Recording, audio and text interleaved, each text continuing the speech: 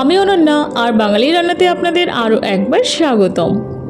আজ নিয়ে চলে এলাম আপনাদের জন্য দারুণ সুস্বাদু এবং স্বাস্থ্যকর ডুমুরের রেসিপি নিয়ে। নিরামিষ ডুমুরের রেসিপি।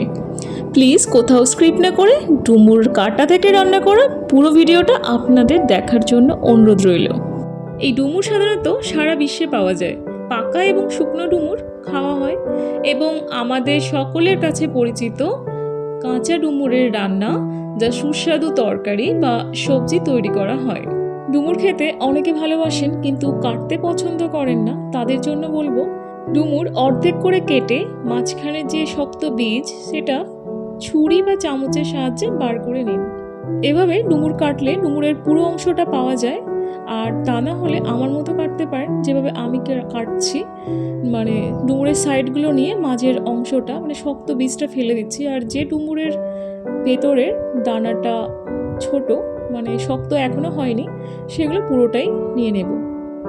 আর অবশ্যই ডুমুর কাটার সময় একটি পাত্রে জল নেবেন, মানে যেখানে কাটার পর ডুমুরগুলো রাখবেন। ডুমুরের পুষ্টিগুণ বা উপকারীর কথা যদি বলা হয় তাহলে এর মধ্যে জিঙ্ক, ম্যাঙ্গানিজ, ম্যাগনেসিয়াম, আয়রনের মতো খনিজ পদার্থের পাওয়ার হাউস।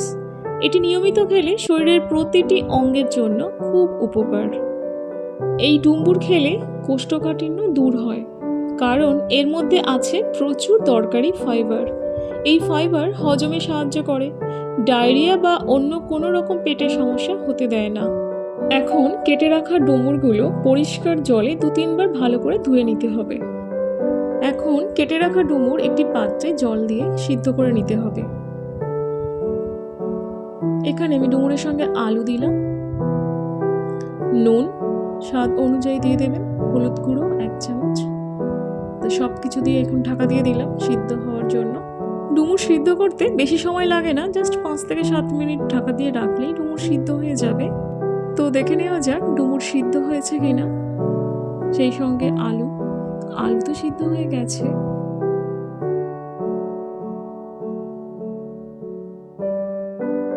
ডুমুরও সিদ্ধ হয়েছে। এবার ডুমুরের জল ঝরিয়ে আরেকটি পাত্রে রাখতে হবে।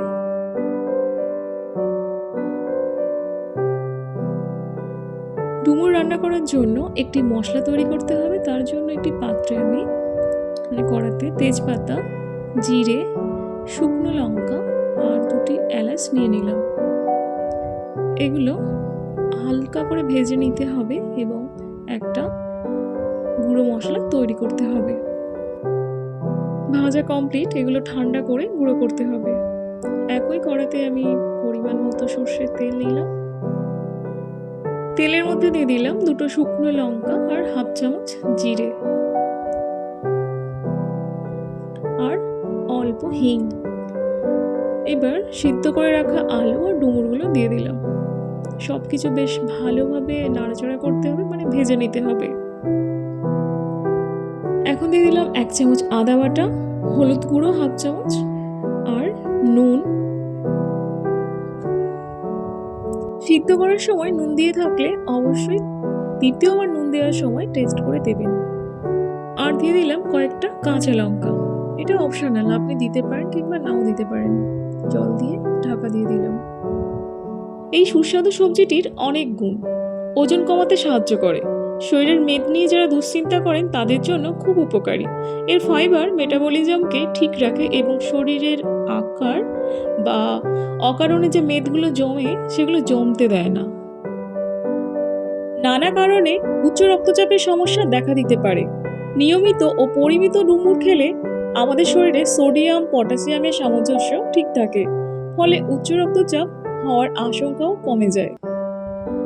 এখন গুঁড়ো মশলা ছড়িয়ে দিলেই আমার সুস্বাদু ডুমুর রেসিপি রেডি। অবশ্যই মশলা গুঁড়ো করার সময় খেয়াল রাখবেন যাতে মশলা একটু আধা ভাঙা থাকে, তাহলে তরকারি খেতে বেশ ভালো লাগে। আমার ভিডিওটি যারা দেখছেন এবং যারা আমার চ্যানেলে নতুন, প্লিজ চ্যানেলটি সাবস্ক্রাইব করে নিন এবং ভিডিওতে একটি লাইক করুন আর একটি সুন্দর কমেন্ট করতে ভুলবেন না। আপনাদের সাপোর্ট এবং হেল্প আমার জন্য অনেক প্রয়োজন, তাই প্লিজ সাপোর্ট এবং হেল্প করার জন্য আরও একবার অনুরোধ রইল আপনাদের কাছে। আশা করছি আপনারা সবাই অনেক অনেক ভালো আছেন, সুস্থ আছেন এবং নিজের খেয়াল রাখছেন। ভিডিওটি এতক্ষণ দেখার জন্য অসংখ্য ধন্যবাদ। Thank you.